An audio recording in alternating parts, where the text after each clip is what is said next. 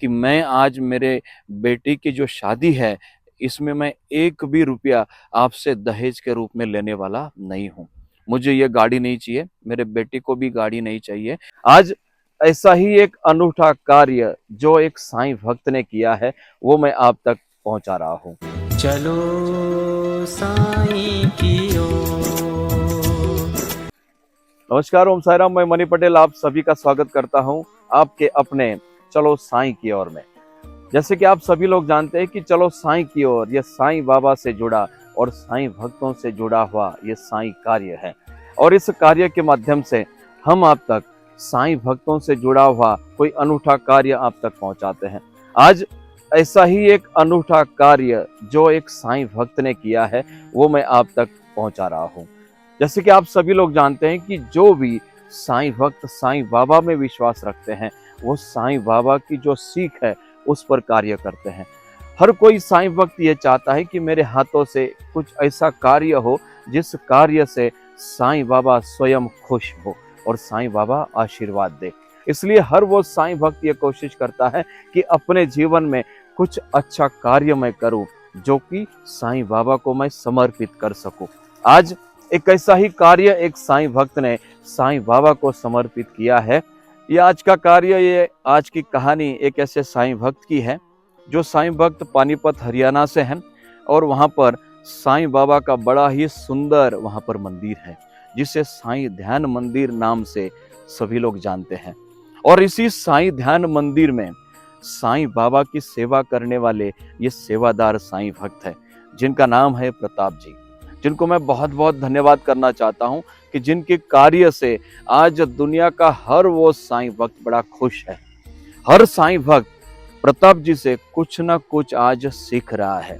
जी हाँ, ये ऐसी कहानी है कि जो कहानी हर लड़की के माता पिता के लिए उपयोगी है। ये आज के साईं भक्त की एक ऐसी कहानी मैं आपको बताने जा रहा हूं कि जो कहानी लड़के के माता पिता और लड़की के माता पिता दोनों के लिए जीवन की एक अच्छी सीख हो सकती है। जैसे कि आप सभी लोग जानते हैं कि जब किसी बेटी का विवाह होता है, शादी होती है, तो आज भी हमारे देश में छोटे छोटे गांवों में आज भी ये रीत है, एक परंपरा है, पुरानी रीत है कि जब बेटी की शादी होती है, विवाह होता है, तो बेटी की शादी में लड़के वालों को वहां पर दहेज दिया जाता है। दहेज के रूप में बड़ी रकम वहां पर दी जाती है, जिससे बड़ी तकलीफ लड़की वालों को होती है, हो सकती है। आज भी कई ऐसे लड़की वाले हैं, लड़की के माता पिता है जो अपनी बेटी के विवाह में कुछ रकम जो कि दहेज के रूप में दी जाती है वो उनके पास नहीं होती है। इसलिए बड़ा दुख का सामना लड़की के माता पिता को करना पड़ता है। लेकिन हमारे देश में आज भी छोटे छोटे गांवों में ये रीत है, ये पद्धति है कि दहेज के बिना बेटी की शादी असंभव है। लेकिन इस बात को आज एक ऐसे स्वरूप में इस साईं भक्त ने दुनिया के सामने रखा है। जैसे कि मैंने बताया कि प्रताप जी जो कि एक साईं बाबा मंदिर के सेवादार भक्त हैं, साईं भक्त हैं, जिनकी बेटी की शादी थी, जिनके लड़के की शादी थी 8 मार्च को। इसराना नाम का एक छोटा सा गांव है। जैसे कि रीति रिवाज होते हैं उसी रीति रिवाज के हिसाब से सब शादी वहां पर तय हुई। शादी का दिन आया, 8 मार्च की शादी थी और लड़की वालों ने प्रताप जी का जो बेटा है उनकी शादी में उन्होंने एक कार वहां पर इनको भेंट स्वरूप वहां पर देने का सोचा। सारी तैयारी हो चुकी थी, लेकिन प्रताप जी एक साईं भक्त है, कई सालों से साईं बाबा के मंदिर में अपनी सेवा वहां पर दे रहे हैं और साईं बाबा से जुड़ा हुआ कार्य कर रहे हैं।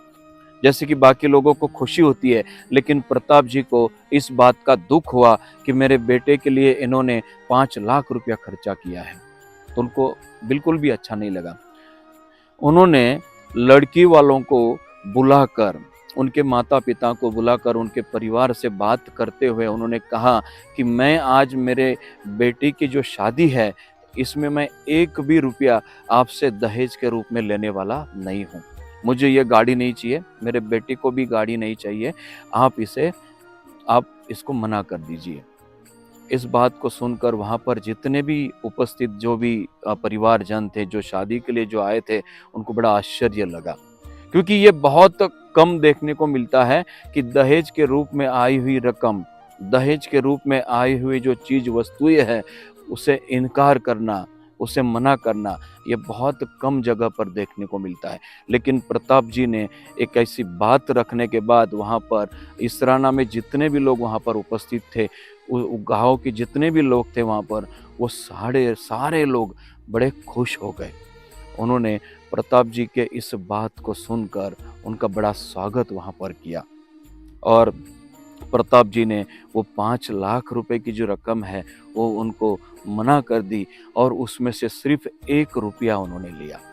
जी हाँ, सिर्फ 1 रुपया उन्होंने लिया और कहा कि मुझे सिर्फ इसी 1 रुपए के साथ मेरे बेटे की शादी करनी है।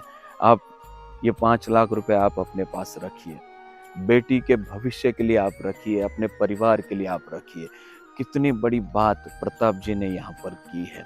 मुझे लगता है कि दहेज लेकर अपने बेटी की शादी करने वाले, दहेज लेकर अपने बेटे की शादी करने वाले माता-पिता के लिए ये सबसे बड़ी सीख है।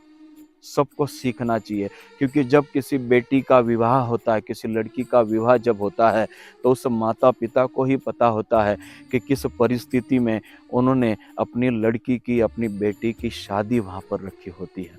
इस भावना को समझते हुए प्रताप जी ने जो पहल की, जो शुरुआत की, वो मुझे लगता है कि इस गाँव के लिए सबसे बड़ी सीख है। सारे गाँव वाले इतने खुश हो गए, उनको लगा कि शादी हो तो ऐसी। प्रताप जी जो कि इस गाँव के लिए एक बड़ा आदर्श व्यक्ति वहाँ पर बने हैं। सारे गाँव वालों ने मिलकर प्रताप जी का वहाँ पर बड़े भाव से स्वागत किया, बड़े भाव से उनका आभार व्यक्त किया और उनके बेटे की वहाँ पर बड़ी धूमधाम से शादी हुई, बड़ी खुशियाँ दोनों परिवारों में थी और मुझे लगता है कि प्रताप जी ने आज यहाँ पर एक साईं भक्त के नाते जो कार्य किया है, ये हर किसी को अपने जीवन में उतारने जैसा है। साईं भक्त प्रताप जी ने जो काम यहाँ पर किया है, जो कार्य किया है, उसे दुनिया का हर वो साईं भक्त आज वंदन कर रहा है।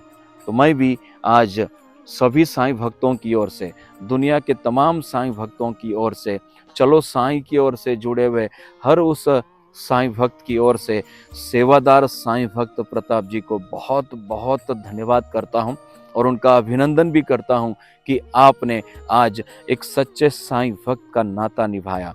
एक अच्छे साईं भक्त की जो ड्यूटी है, जो जिम्मेदारी है, उस जिम्मेदारी को आपने बखूबी निभाया, जिससे साईं बाबा आप पर बेहद आज खुश है। हमेशा साईं बाबा का आशीर्वाद ऐसे ही आपके साथ बना रहे, ऐसे ही विचार आप अपने जीवन में करते रहिए और आगे बढ़ते रहिए। साईं बाबा आपके सभी मनोकामनाएं पूर्ण करें। इसी आशीर्वाद के साथ मैं प्रताप जी को फिर एक बार बहुत बहुत बहुत धन्यवाद करता हूँ। ओम साई राम।